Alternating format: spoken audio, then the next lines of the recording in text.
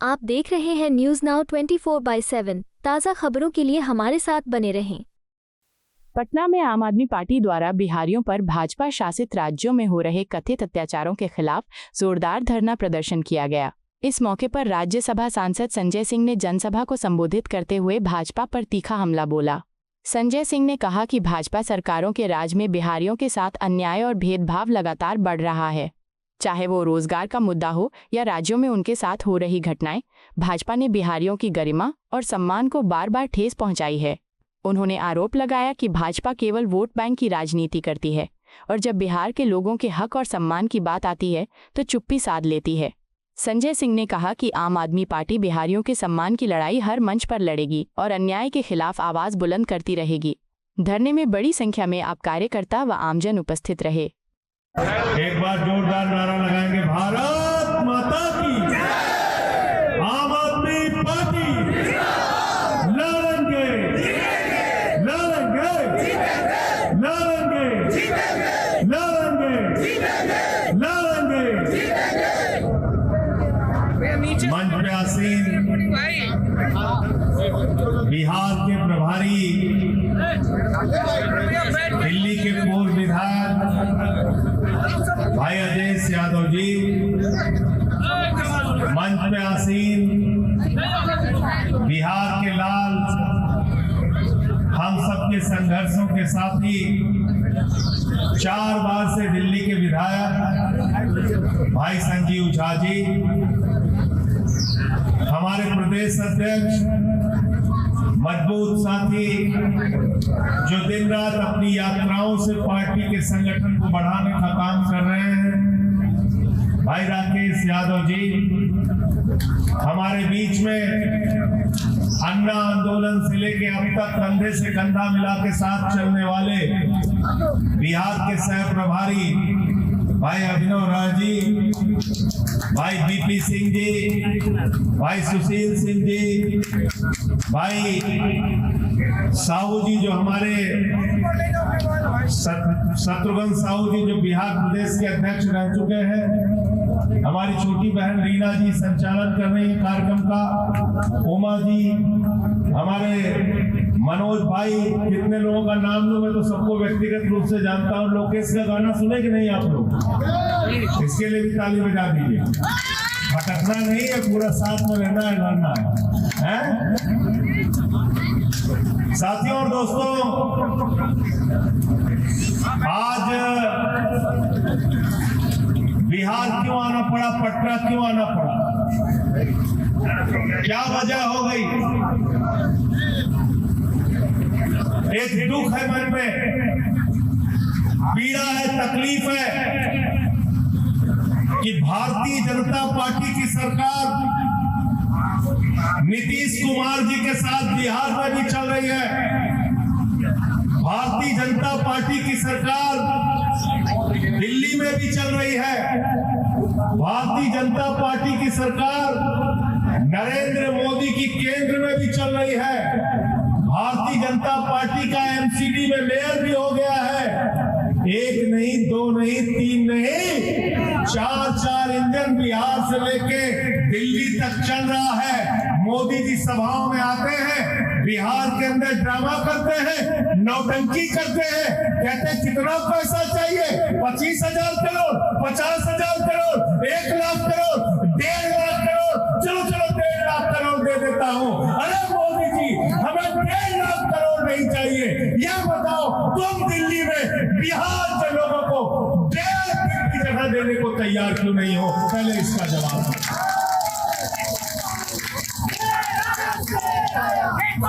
40 साल पहले, 50 साल पहले कोई दरभंगा से, कोई मोतिहारी से, कोई मुजफ्फरपुर से, कोई पटना से, कोई भागलपुर से यहां से गया, दिल्ली में मेहनत किया, मजदूरी किया, अपने बच्चों को पढ़ाया, ऑटो चलाया, रिक्शा चलाया, किसी ऑफिस में छोटी मोटी नौकरी किया और बड़ी मुश्किल से उसने अपनी एक झुग्गी तैयार की, अपना एक छोटा सा घर तैयार किया। उस घर के ऊपर बुलडोजर चलाने का काम भारतीय जनता पार्टी ने किया है। मैं बिहार के लोगों आपसे कहने के लिए आया हूं मेरे भाइयों, जिन्होंने आपके घरों पे बुलडोजर चलाया, उनकी राजनीति पे बुलडोजर चलाने का काम आपको करना है।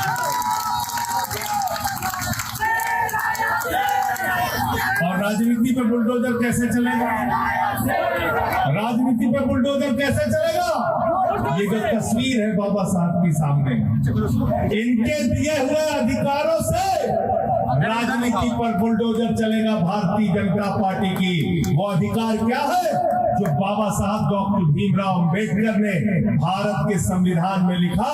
हर आदमी को वोट देने का अधिकार, और चपरासी हो या राष्ट्रपति, सबका वोट एक गिना जाएगा, 2 वोट गिना नहीं जाएगा। इसी वोट के अधिकार से बुलडोजर चलाना है, इसी वोट के अधिकार से भारतीय जनता पार्टी की राजनीति को खत्म करना है। आप इतना भेदभाव करते हैं। चुनाव के पहले दिल्ली में संसद के अंदर बीजेपी का राष्ट्रीय अध्यक्ष खड़े होकर बोल रहे थे। उन्होंने कहा यहाँ पे बांग्लादेशी आ गए हैं।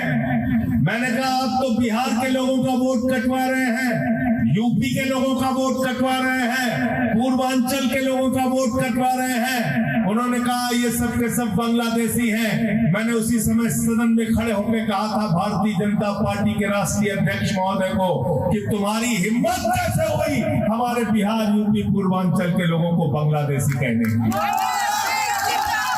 सुना था नहीं सुना था? बताओ, सुना था कि नहीं सुना था? मैंने कहा था तुम्हारी हिम्मत कैसे हुई हमारे यूपी, बिहार के लोगों को बांग्लादेशी कहने की?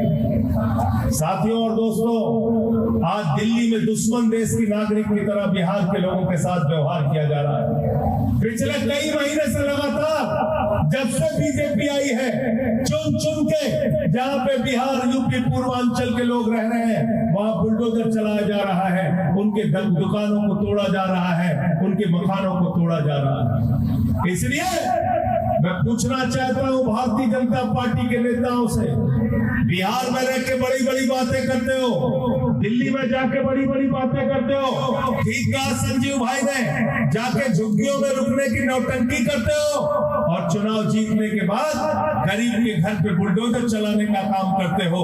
अगर हिम्मत है तो आज मोदी के खिलाफ, बीजेपी के खिलाफ बिहार के नेताओं को बोलना चाहिए, और यहाँ के मुख्यमंत्री नीतीश कुमार को कहना चाहिए बिहारी भाइयों पर बुलडोजर रोको, वरना हम सरकार तुम्हारे साथ नहीं चलाएंगे। ये साहस की हिम्मत नीतीश कुमार जी को दिखाना चाहिए। लेकिन चारों तरफ खामोश, चारों तरफ चुप्पी है, चारों तरफ खामोशी है, क्योंकि आज एक तानाशाह सरकार देश के अंदर चल रही है, नरेंद्र मोदी जी की सरकार, और बिहार के अंदर दूसरी तानाशाह सरकार चल रही है, बीजेपी जेडीयू की सरकार। रोजगार मांगने के लिए नौजवान सड़क पे आता है, उसको लाठियों से पीटा जाता है। मैं नीतीश कुमार जी आपसे कहना चाहता हूं, मैं बिहार की सरकार से कहना चाहता हूं, अरे आप लोग तो आंदोलन से निकले हुए लोग हैं, ये लोकनायक जयप्रकाश नारायण की धरती है। यहाँ के छात्रों ने, यहाँ के नौजवानों ने आपातकाल के खिलाफ अपना कॉलेज, अपना स्कूल छोड़ के जेलों को भरने का काम किया था, और देश से आपातकाल को मिटाने का काम किया था। ये है बिहार के लोगों का इतिहास। लोकनायक जयप्रकाश नारायण की धरती के लोगों को, इस धरती पे जहां डॉक्टर राम मनोहर लोहिया ने अपनी राजनीति की, इस धरती पे जहां बड़े से बड़े समाजवादी नेताओं ने अपनी राजनीति की, मधु लिमेर जी ने अपनी राजनीति की, इस धरती पर जहां कर्पूरी ठाकुर जी मुख्यमंत्री रहे, जो 2 बार मुख्यमंत्री रहने के बावजूद उनके पैरों में जो जूते होते थे वो 3 जगह से सिले रहते थे। ये सिद्धांतों की, उसूलों की ये वो धरती है, क्रांतिकारियों की, जिन्होंने देश के लिए अपने प्राणों की आहुति दी, और जब भी अत्याचार हुआ, अन्याय हुआ, उसके खिलाफ मिलकर लड़ने का काम किया। और मुझे याद है जब अन्ना का आंदोलन चल रहा था, बिहार के हर जिले में आंदोलन चल रहा था, हर गांव, हर शहर में आंदोलन चल रहा था। मैं उस वक्त भी पटना आया था। इसलिए आपसे कहने के लिए आया हूं, आज इनके झूठ का मुकाबला करना है। आज भारतीय जनता पार्टी की जो राजनीति है वो देश में नफरत फैला के, भाई से भाई को बांट के आपके मुद्दों को पीछे धकेलना चाहते हैं। आज शिक्षा पे बात नहीं करती बीजेपी। 8% सरकारी स्कूल बिहार के अंदर बंद हो चुका है, उसके बारे में बात नहीं करते। आज बिहार के अंदर कानून व्यवस्था की हालत बद से बदतर होती जा रही है, उसके बारे में बात नहीं करते। पेपर लीक पे पेपर लीक, परीक्षा होती है तो नौजवान बड़ी मुसीबत से तैयारी करके अपने घर का पैसा लगा के परीक्षा में हिस्सेदारी लेता है, लेकिन पेपर लीक हो जाता है। बिहार में पेपर लीक की सरकार चल रही है, लेकिन उसके खिलाफ जब छात्र आंदोलन करते हैं तो उनको लाठियों से पीटा जाता है। मैं आपसे कहना चाहता हूं, जो नौजवानों पे तुम लाठियां चला रहे हो, ये लाठियां बेकार नहीं जाएंगी। नौजवान तुमको ऐसे ही चुनाव के दौरान अपने वोट की ताकत से वोट की लाठी मारने का काम करेगा। मारना नहीं मारना है लाठी, बताओ क्या क्या वादे किए गए आपसे 10 साल 11 साल में?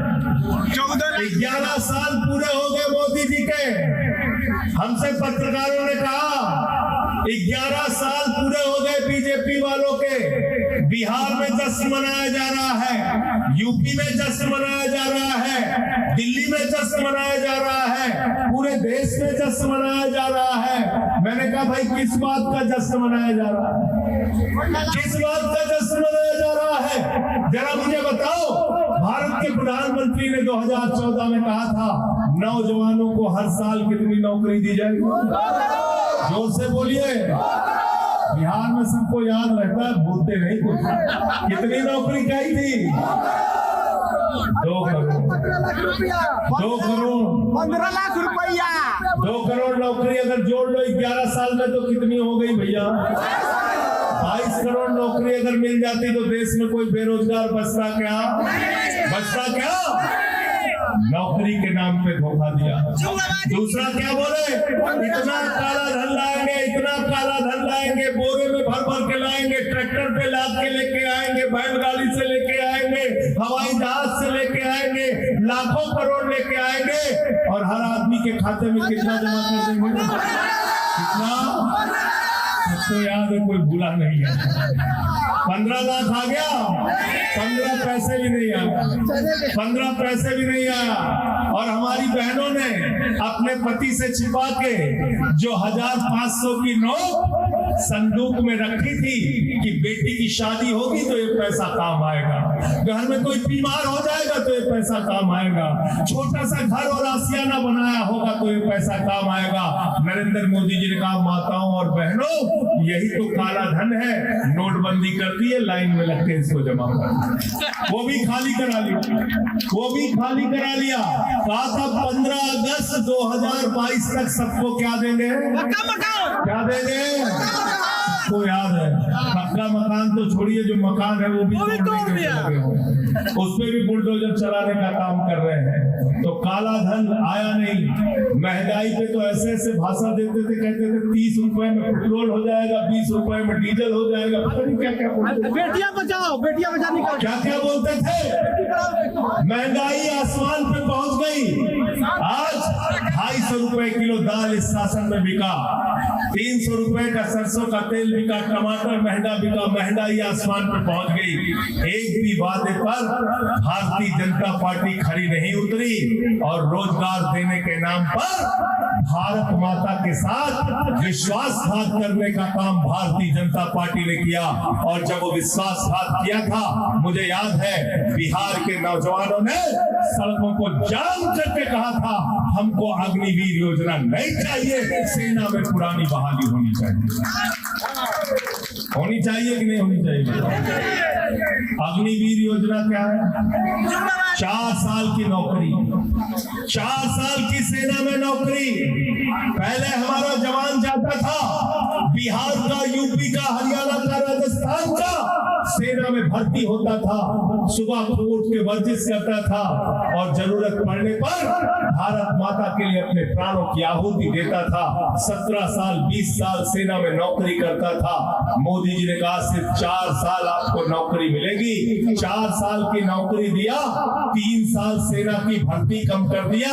1,80,000 सैनिक आज भारतीय सेना में अगर कम है तो वो गद्दारी किसी और ने नहीं, भारतीय जनता पार्टी ने किया है। जो गद्दारी की बात कर रहे थे, ये है देश के साथ गद्दारी, ये है भारत माता के साथ गद्दारी।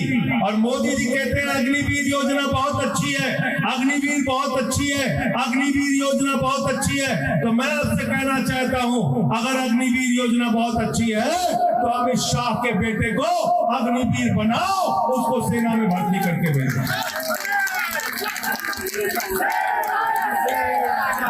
हमारे घर का बच्चा, किसान का बेटा सेना में अग्निवीर बनेगा, और अमित शाह का बेटा जैसा जिसको बल्ला पकड़ना नहीं आता वो चेयरमैन बनेगा बीसीसीआई का।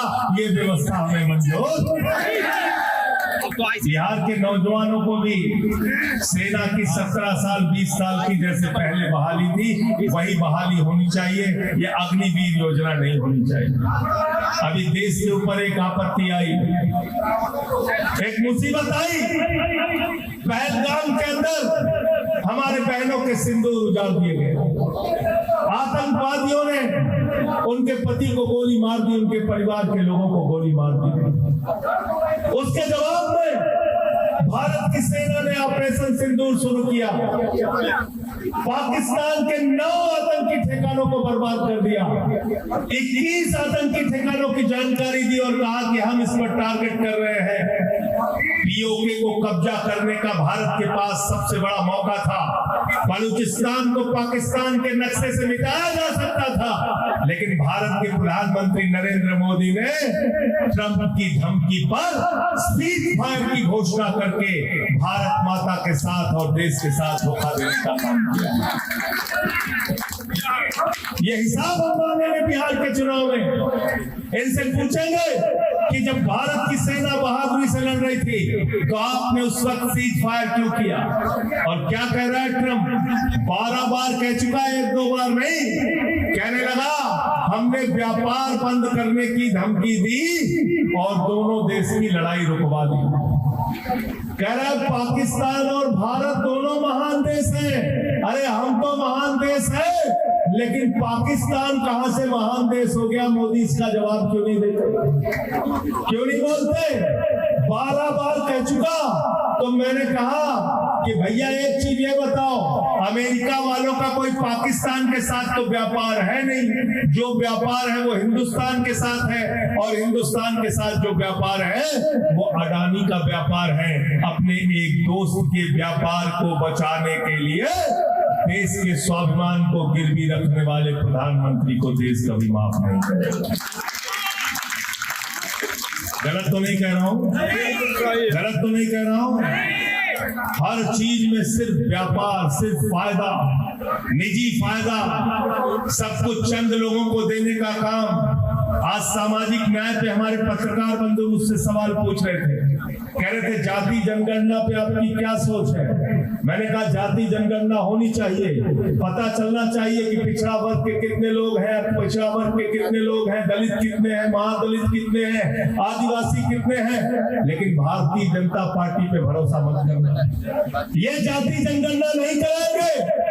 ये वो पार्टी है जो आरएसएस की कोख से पैदा हुई है, और आरएसएस वो संगठन है जिसने 100 सालों में एक भी अपना प्रमुख पिछड़ा नहीं बनाया, अति पिछड़ा नहीं बनाया, दलित नहीं बनाया, महादलित नहीं बनाया, आदिवासी नहीं बनाया। जो संगठन बड़े वंचित शोषित वर्ग का विरोधी है वो कभी जाति जनगणना नहीं कराएगा। मैं ये कहना चाहता हूँ।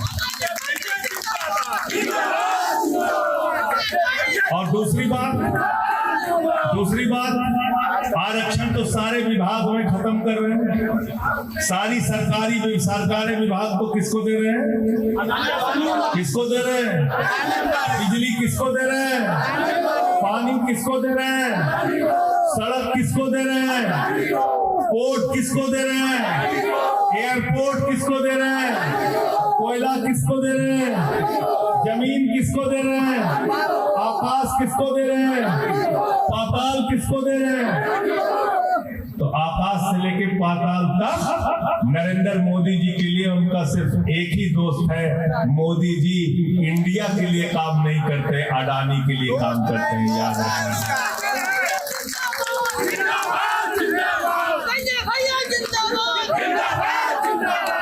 और दूसरा क्या काम करते हैं? दूसरा क्या काम करते हैं? सारी सरकारी नौकरियों को जब आप सरकारी विभागों को ही बेच दोगे तो आरक्षण कहाँ रहेगा? कहाँ से न्याय मिलेगा समाज के एक बड़े वर्ग को? सामाजिक न्याय कैसे कर पाओगे आप? और दूसरी बात आज हम सबको सोचना पड़ेगा, अपने बारे में सोचना पड़ेगा। हम क्या सपना देखते हैं बिहार को लेकर? एक अच्छा शिक्षा का इंतजाम हो, एक अच्छे स्वास्थ्य की व्यवस्था हो, सड़कें अच्छी हो, पुल बने।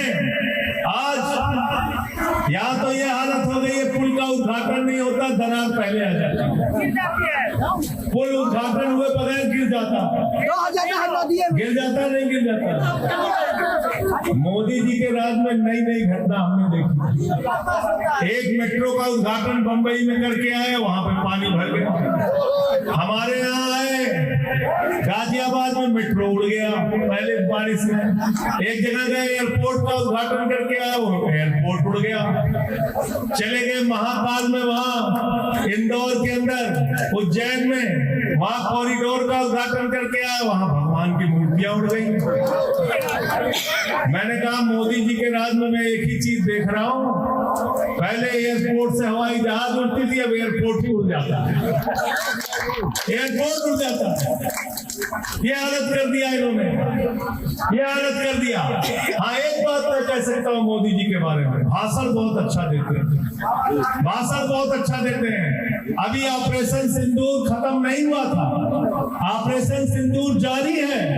उसके पहले ही एक जगह गए, कहने लगे हमारे नस नस में सिंदूर बह रहा है, गर्म है। कहने लगे कि नहीं कहने लगे? बताओ, कहा कि नहीं कहा? कभी कहते हैं हमारे खून खून में नस नस में व्यापार बह रहा है, कभी कहते हैं सिंदूर बह रहा है। अच्छा भाई, सिंदूर बह रहा है आपके नस नस में, आप बताइए, आपने सेना के अधिकारी वाली फोटो खिंचवा ली, चश्मा लगा लिया, एयरफोर्स के अधिकारी बन गए, तो मैंने वो फोटो दिखा के पूछा कि मोदी जी आप बताइए, आप ब्रिगेडियर हैं, कर्नल हैं, सेना अध्यक्ष हैं, वायुसेना अध्यक्ष हैं, क्या है आपके चमचे आपकी फोटो लगा के वोट मांगने का काम सेना के नाम पे क्यों कर रहे हैं? इसका जवाब दो। होमगार्ड है, ये कह रहे हैं होमगार्ड है, ऐसे मत बोला, होमगार्ड नहीं है। तो मैंने एक फिल्म देखा था सौदागर, जिसमें दिलीप कुमार और राजकुमार थे। एक नई फिल्म नरेंद्र मोदी जी लेके आए हैं, सिंदूर के सौदागर, सिंदूर के। आज बिहार के लोगों के ये सवाल हमको नहीं पूछना चाहिए कि 200 किलोमीटर अंदर पाकिस्तान के आतंकवादी कैसे घुस गए, कैसे हमारे बहनों के सिंदूर उजाड़े गए, कैसे आज तक आपने उन आतंकवादियों की ना तो उनको मौत के घाट उतारा, ना उनकी गिरफ्तारी की, और अभी वो खूंखार आतंकवादी घूम रहे हैं। उसके पहले ही उन्होंने घोषित कर दिया कि हम तो पूरे देश में ऑपरेशन सिंदूर के नाम पे वोट मांगेंगे। ये कौन सी पार्टी है मेरे दोस्तों? ये कौन सी पार्टी है? ये कौन सी पार्टी है? कहती है दुनिया की सबसे बड़ी पार्टी है, कहती है दुनिया की सबसे बड़ी पार्टी है, कहते हैं हम दुनिया की सबसे संस्कारी पार्टी है, संस्कारी पार्टी है। ये हिमांशु हमारा नौजवान युवा का अध्यक्ष है। मैं पूछना चाहता हूँ क्या संस्कार होता है भाई, क्या संस्कार होता है? वो हिमांशी निर्वाल, वो महिला जिसका पति जो सेना में था, 3 दिन पहले उसकी जान चली गई, आतंकवादियों ने उसकी जान ले ली। उसने सिर्फ इतना कह दिया कि भाई हमको हिंदू मुसलमान के बीच में नफरत नहीं फैलाना, एकजुट होकर रहना है। भारतीय जनता पार्टी के लोगों ने उस विधवा को मां बहन की भक्ति गालियां दी। इन लोगों से आपको हिसाब काम करना होगा। अगर तुम इनको मानते हो ये देशभक्त है तो इनके साथ खड़े होना, अगर तुम इनको मानते हो कि ये गद्दार है देश के तो इनके खिलाफ खड़े होना। मैं ये कहने के लिए आपसे,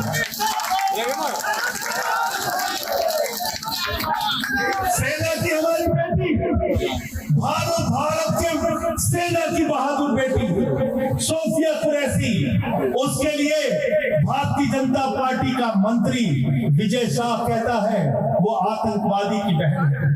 क्या कहता है? क्या कहता है? किसके लिए कहता है? भारत के सेना की एक बहादुर बेटी के लिए कहता है वो आतंकवादी की बहन है।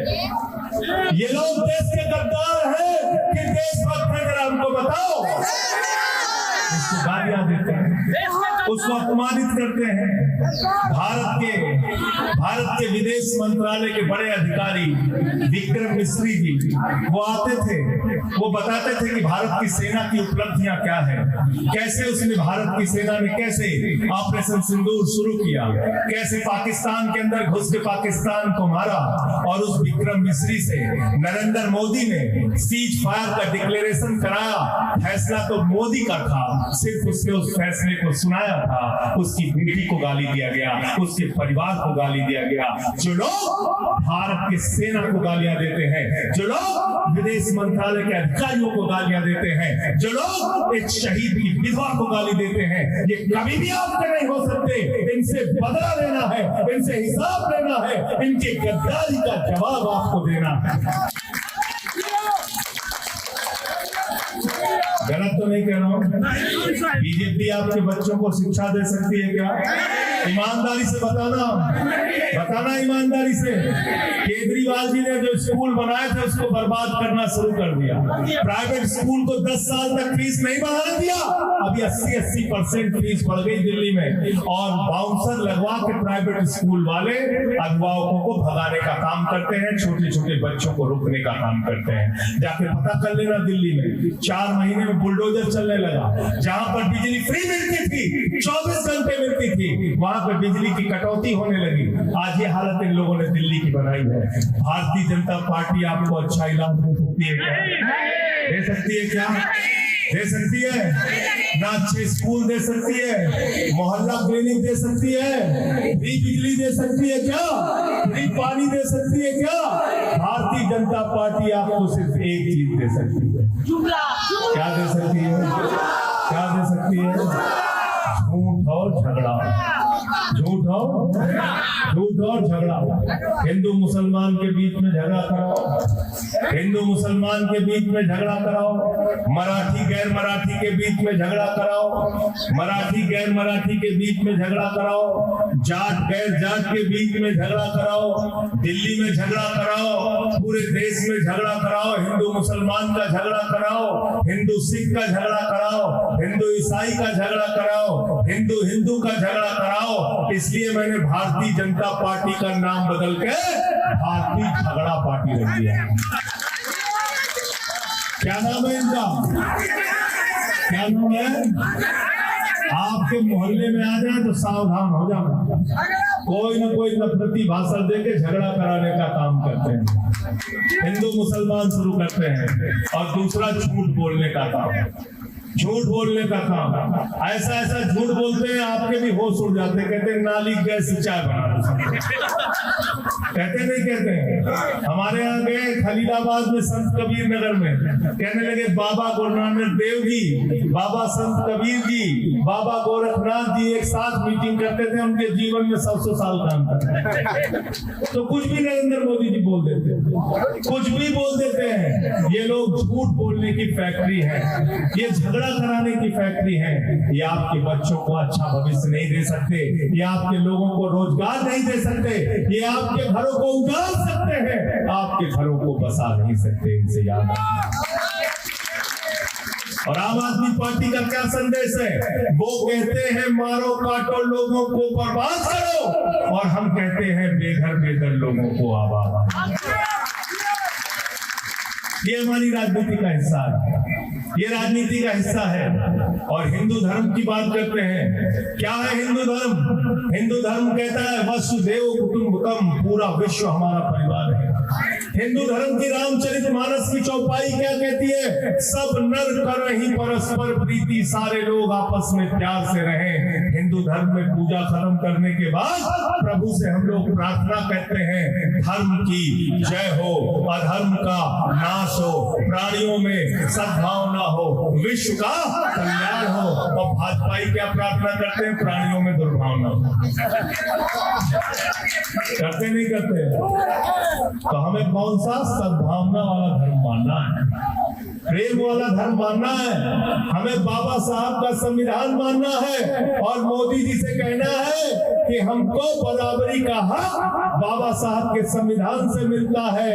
ये देश किसी नरेंद्र मोदी और नीतीश कुमार के फरमान से नहीं चलेगा, बाबा साहब के संविधान से चलेगा।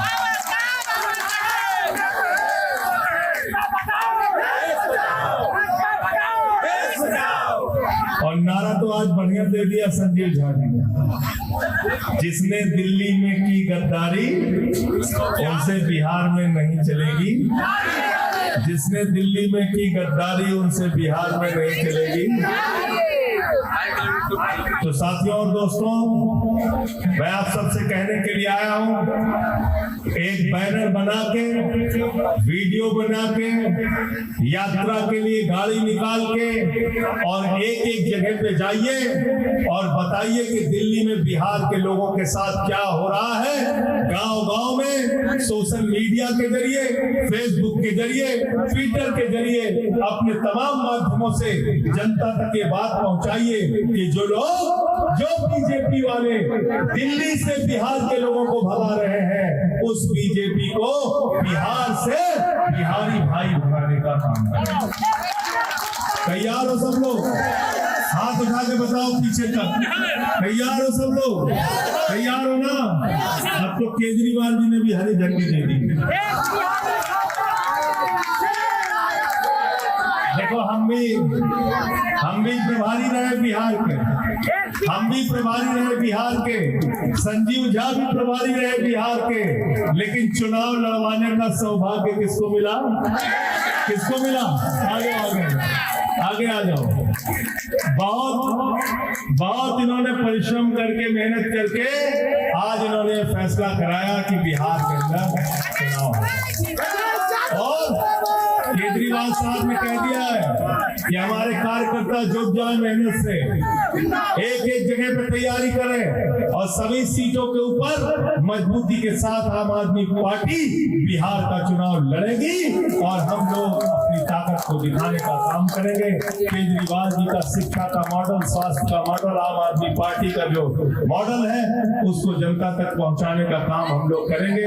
आप सबका हृदय से बहुत बहुत आभार, बहुत बहुत स्वागत और अभिनंदन। इतनी गर्मी में भी आप लोग यहाँ पे जमे हुए हैं, डटे हुए हैं। और मैं ये बात बार बार कहता हूँ कि बिहार में हमारी संख्या कम है कि ज्यादा है, ये ज्यादा महत्वपूर्ण नहीं है, लेकिन इसमें से कोई भी आदमी भगौड़ा नहीं, कोई भागने वाला। लाठी खाना होगा तो लाठी, जेल जाना होगा तो जेल, मुकदमा लिखवाना होगा तो मुकदमा। लाठी, मुकदमे और जेल से हम लोग डरते नहीं हैं, अपने जूते के नीचे रखते हैं। गलत तो नहीं कह रहा हूँ? गलत तो नहीं कह रहा हूँ? ये संजीव झा घसीटे गए हमारे साथ कई बार, संजीव झा ये मारे गए, घसीटे गए कई बार हमारे साथ, और पकड़ के हमको जेल में डाल दिया बिना किसी मामले के। 6 महीने जेल में मुझे रखा, मैं 6 महीने जेल में रहा। मैं वहाँ पे म्यूजिक क्लास था, वहाँ जाके आराम से गाना गाता था, टीवी लगी थी, टीवी देखता था, आराम से सोता था, क्रांतिकारियों के बारे में पढ़ता था। तो भगत सिंह जी की एक किताब मिली, भगत सिंह जी की एक किताब मिली, वो लाइन उसमें जो लिखी थी, आज वही लाइन पढ़ के आपके बीच से जाना चाहूंगा। भगत सिंह को जब फांसी की सजा हो गई, उनका भाई उनसे मिलने के लिए आया, कुलतार सिंह जी उनसे मिलने के लिए आए। जब उनसे मिलने के लिए आए तो कुछ मायूस थे, मायूस होकर वहां से जब वो गए तो भगत सिंह ने उनको चिट्ठी लिखी, पत्र लिखा अपने भाई को। सोचिए, उनको फांसी हो चुकी थी, उसके बाद पत्र लिखा। उन्होंने लिखा कि आज तुम कुछ मायूस लग रहे थे, आज कुछ मायूस लग रहे थे। उन्हें ये फिक्र है। और एक लाइन लिखी उन्होंने लिखा कि उन्हें ये फिक्र है हरदम नया तर्जे जफा क्या है। जफा मतलब होता है अत्याचार। उन्हें ये फिक्र है हरदम नया तर्जे जफा क्या है। हमें भी शौक है देखे सितम की इंतहा क्या है। हमें भी शौक है देखे सितम की इंतहा क्या है। बहुत बहुत शुक्रिया, बहुत बहुत धन्यवाद। आपको यह वीडियो पसंद आया हो तो इसे लाइक करें, हमारे चैनल को सब्सक्राइब करें।